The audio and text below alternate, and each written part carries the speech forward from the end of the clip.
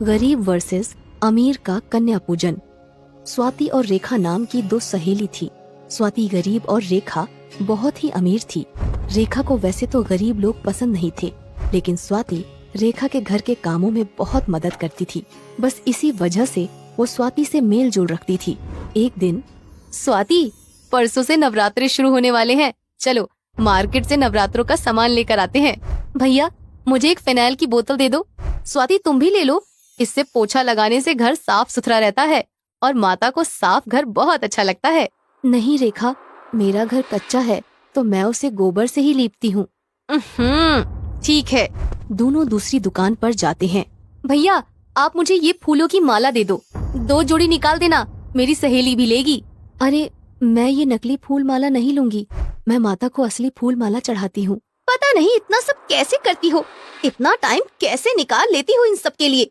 वैसे भी आजकल जब सब चीजें बनी बनाई मिलती हैं, तो क्यों इतनी मेहनत करनी। वैसे भी मेरे पास तो इतना टाइम ही नहीं जो डेली माला बदलूं। एक दिन लगाओ और पूरे दिन तक छुट्टी। हाँ रेखा, लेकिन मुझे ये सब करके अच्छा लगता है। दोनों सहेली सामान लेकर घर आ जाती हैं और पहले नवरात्रे वाले दिन, अरे स्वाति, जरा अपनी नवरात्रि की तैयारी तो दिखाओ। हाँ हाँ बहन, आ जाओ, देखो ना। अरे, ये दरवाजे पर आम के पत्तों की लड़ी। ओहो, पूरे घर में गोबर की बदबू। हाय, कैसे रह लेती हो तुम इतनी बदबू में। देखो, ये ताजा फूल हो गए ना बासी। अगर तुम यही प्लास्टिक के फूलों की माला लगाती तो पूरे 9 दिन तक ताजा रहते। अभी तो शाम भी नहीं हुई, अभी से ही तुम्हारी मेहनत हो गई ना पानी में। लेकिन उन प्लास्टिक के फूलों में से सुगंध तो नहीं आती ना, जो माँ को मनमोहक लगती है। इसमें क्या बड़ी बात है, सुगंध के लिए परफ्यूम छिड़क दो। और वैसे भी इस गोबर की बदबू के आगे कहाँ परफ्यूम काम करेगा। और ये क्या, तुमने माता मिट्टी की बनाई है? मेरी माता की मूर्ति देखना, देखती रह जाओगी। बहन, मैं तो हर साल ऐसे ही अपने हाथों से माता की मूर्ति बनाकर पूजा करती हूँ। हाँ ठीक है, माता की मूर्ति बहुत पैसों की आती है, तुम्हारे पास इतने पैसे कहाँ। अब तुम जो भी समझो, इसे मेरा माता के प्रति प्यार समझ लो या मेरी गरीबी, लेकिन मुझे अपने हाथ से माता की मूर्ति बनाना बहुत अच्छा लगता है। अरे, ये तुम्हारी रंगोली है, कितनी फीकी सी लग रही है, इसमें रंग ही नहीं भरे। नहीं रेखा, मैं बस चावल के आटे से ही रंगोली बनाती हूँ। रात को चावल भिगोकर सुबह उसे पीसकर आटा बनाकर ये रंगोली बनाती हूँ। उफ, पागलपंती की भी हद होती है। तो मेरे घर चलो, मैं तुम्हें अपनी तैयारी दिखाती हूँ। ये देखो, सबसे पहले मेरी माता की मूर्ति, और ये देखो मेरी रंगोली वाला स्टिकर। बस पीछे से कागज हटाओ और चिपका दो, बन गई 2 मिनट में रंगोली। तुम्हारे जैसे थोड़ी भिगाओ, पीस कर बनाओ। ऐसे ही छठे नवरात्रे को रेखा स्वाति के घर जाती है। स्वाति, ओ स्वाति, चलो बुलावा आया है, माता ने बुलाया है। चलो बुलावा आया है, माता ने बुलाया है। अरे पागल, क्या कर रही है? माता का कीर्तन कर रही हूँ। अरे, कहीं अकेले भी कोई कीर्तन होता है क्या? तुम चलो मेरे घर, मैंने आज का कीर्तन रखवाया है, वहाँ देखना कैसे कीर्तन होता है। स्वाति रेखा के घर कीर्तन में जाती है और कीर्तन खत्म होने के बाद, देखो, इसे कहते हैं कीर्तन। कीर्तन में बहुत पैसे लगते हैं, मंडली बुलानी पड़ती है जो माता के अच्छे अच्छे भजन गाती हैं और उसके बदले में वो पैसे लेती हैं और बहुत सारे लोग कीर्तन में आते हैं। तुम तो अपने घर में अकेली बैठे बैठे कीर्तन कर रही थी। हाँ बहन, अच्छा लगा माता के भजन सुनकर और गाकर। रेखा को मैं अपनी सबसे अच्छी सहेली मानती हूँ, फिर भी रेखा मुझे बात बात पर अमीरी और गरीबी का पाठ क्यों पढ़ाती रहती है। अब जितना मेरे पास होगा मैं उतना ही तो करूँगी। मन में श्रद्धा होनी चाहिए, पैसे से क्या होता है। चलो जाने दो, मैं भी किसकी बातों को सोचकर दुखी हो रही हूँ। रेखा की तो आदत ही है पैसा पैसा करने की।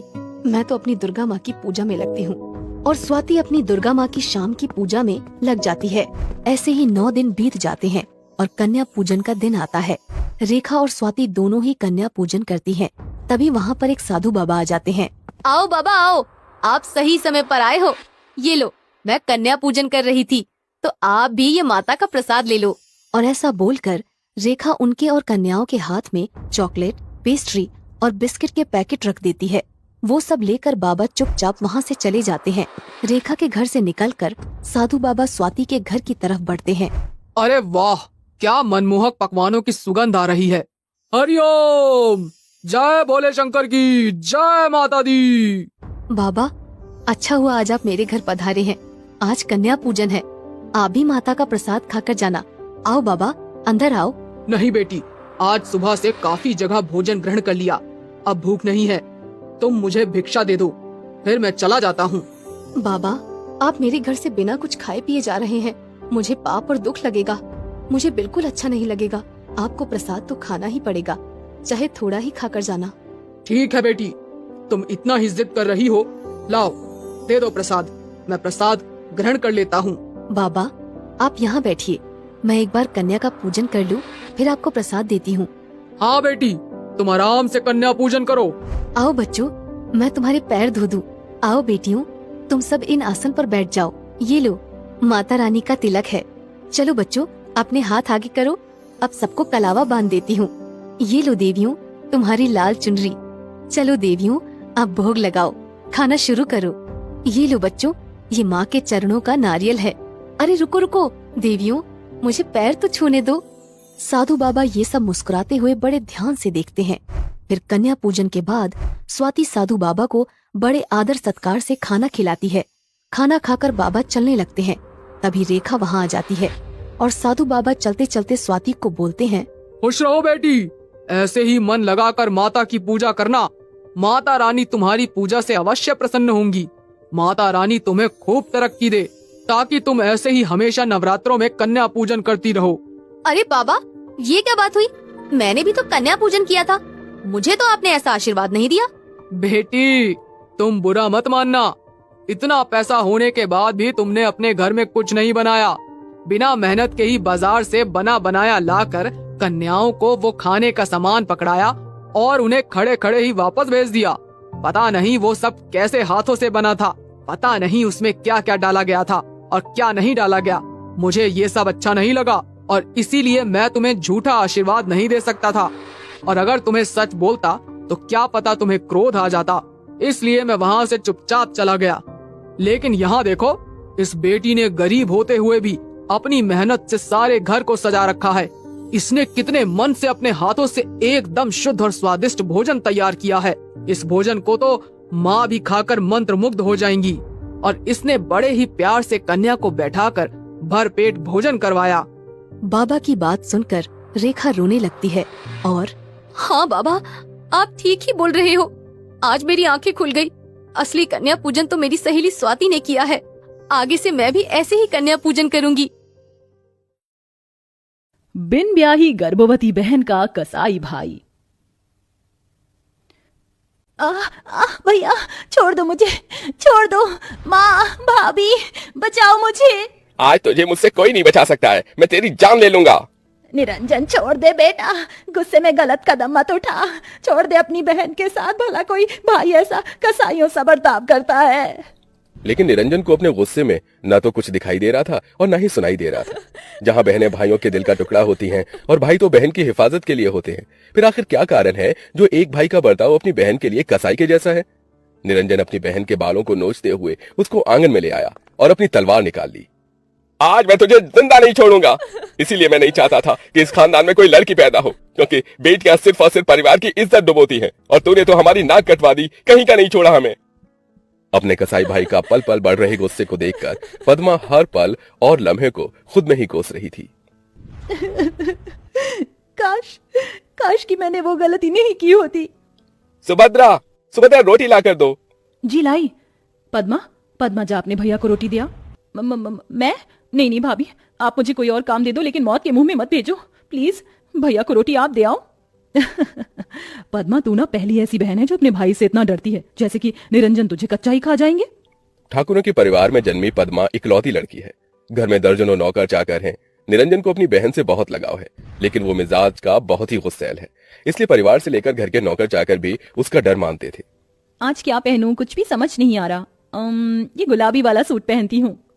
पद्मा शीशे के आगे गुनगुनाते हुए तैयार होने लगती है। मेरी बिंदिया, तेरी निंदिया ना चुरा ले तो कहना, मेरा काजल तुझको पागल ना बना दे तो कहना। तैयार होने के बीच बीच में भी उसका ध्यान फोन में ही था। तभी फोन आता है। फोन पर लिखे नाम को पढ़ते ही पद्मा का चेहरा खिल गया। और ऐसा अक्सर तभी होता है जब इंसान प्यार में पड़ा हो। अरे तुम कहाँ रह गई? जाना, मैं इंतजार कर रहा हूँ। सॉरी सॉरी सॉरी सॉरी, बस निकल रही हूँ चिराग। पद्मा फट से पर्स उठाकर निकल जाती है। जहां माता पिता निर्मला और प्रताप हॉल में बैठे थे। तभी पद्मा के हाथों में चूड़ियां खनकती देखकर भाई निरंजन बड़ी ही खिसियाट से उसे देखकर गुस्सा करता है। पद्मा, ये चूड़ियां बालियां पहनकर कॉलेज में जाने की क्या जरूरत है? अरे अब नहीं पहनेगी चूड़ियां तो कब पहनेगी? तेरी बहन बड़ी हो गई है, तू जा बिटिया। जी माँ। थोड़ी देर में पद्मा कॉलेज आ जाती है, जहां चिराग बाहर खड़ा था। आ गई आप मैडम जी? अरे अपने आशिक को इतना कौन इंतजार करवाता है? चलो बताओ कैसी लग रही हूँ मैं? एकदम चुड़ैल। अच्छा जी, मैं बुरी लग रही हूँ? चिराग लेके भी ढूंढोगे ना तो भी मेरी जैसी नहीं मिलने वाली। ये तो तुमने एकदम ठीक कहा। तुम्हारा खूबसूरत दूध सा बदन मेरे अंदर आग लगा देता है तुम्हें पाने की। चिराग के मुंह से निकलने वाले शब्दों में हवस भरी हुई थी, जबकि भोली निश्चल पद्मा उसे अपना दिल दिए बैठी थी। समय गुजरता गया। पद्मा, तुम्हें पता है कल मेरा बर्थडे है? अच्छा तो बताओ क्या तोहफा चाहिए? बस कल का दिन मैं तुम्हारे साथ बिताना चाहता हूँ। यह सुनकर पद्मा ने अटकते शब्दों से कहा। लेकिन चिराग। पद्मा, हम दोनों को एक साथ में 3 महीने हो गए। क्या तुम मुझे एक दिन नहीं दे सकती? तुम मुझ पर भरोसा ही नहीं करती। चिराग की इमोशनल बातों में आकर पद्मा मान गई। ठीक है, मैं आऊंगी। तभी पद्मा चिराग से बातें कर रही होती है कि कमरे के बाहर से गुजरते हुए उसका भाई निरंजन रुक गया और अंदर आ गया। पद्मा का चेहरा पीला पड़ गया। भैया आप? पद्मा, सोई क्यों नहीं अब तक? शरीफ घरानों की लड़कियां इतनी रात तक नहीं जागती। बस सोने जा रही थी भैया। निरंजन ने अपनी बहन के चेहरे पर डर देखकर प्यार जताते हुए कहा। क्या हुआ, डर गई भैया से? देख बहन, तुझे लगता होगा कि तेरा भाई कितना कसाई है, लेकिन इस भाई के लिए तू बहुत प्यारी है। लेकिन उससे भी प्यारी मुझे तेरी इज्जत है। इस घर की इज्जत तेरे हाथों में है, इसे संभाल कर रखना। जी भैया। चल अब सो जा। अगले दिन पद्मा चिराग के पास चली आई। चिराग, ये कौन सी जगह है और कोई और यहाँ क्यों नहीं दिख रहा? अरे हम दोनों है ना, ये लो जल्दी से इसे पहन कर आ जाओ। पर चिराग, मैं इतने छोटे कपड़े नहीं पहनती। पद्मा, मेरी खुशी के लिए पहन लो प्लीज। पद्मा रिक्वेस्ट करने पर चिराग की दी हुई शॉर्ट सी ड्रेस को पहनकर आ गई। चिराग हवस भरी निगाहों से उसे देखने लगा और उसे अपने करीब खींच लिया। एक बहन होते हुए पद्मा के दिलो दिमाग में अपने भाई की बातें बार बार आ रही थी। चिराग, हम सही तो कर रहे हैं ना? शादी से पहले ये सब भैया नहीं मानेंगे, ये गलत तो नहीं? पद्मा, मैं कोई ऐसा वैसा लड़का नहीं हूँ। I love you so much. और आजकल ये सब कॉमन है। और मैं तो तुमसे शादी करूंगा। चिराग ने शादी का वादा दिलाकर पद्मा का फायदा उठाया और उसे हमेशा हमेशा के लिए छोड़कर चला गया। पद्मा पूरी तरह से टूट गई। वो दिन रात बस रोती बिलखती रहती। लेकिन तकदीर का दिया इतना दुख कम नहीं था कि पद्मा गर्भवती भी हो गई और उसे उल्टियां होने लगी, जिसे देखकर निरंजन ने शक जताया। आखिर पद्मा को इतनी उल्टी क्यों हो रही है? कहीं ये बिन ब्याही मां तो नहीं बनने वाली? निरंजन ने डॉक्टर को चेकअप करने घर बुलाया। मिस्टर निरंजन, मुबारक हो, आपकी बहन मां बनने वाली है।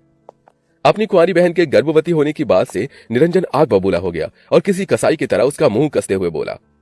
बोल, किसका पाप पल रहा है पेट में? किसका पाप लेकर घूम रही है तू पेट में? बोल, नहीं तो तेरी जान ले लूंगा। मेरा बच्चा पाप नहीं है, मेरे प्यार की निशानी है।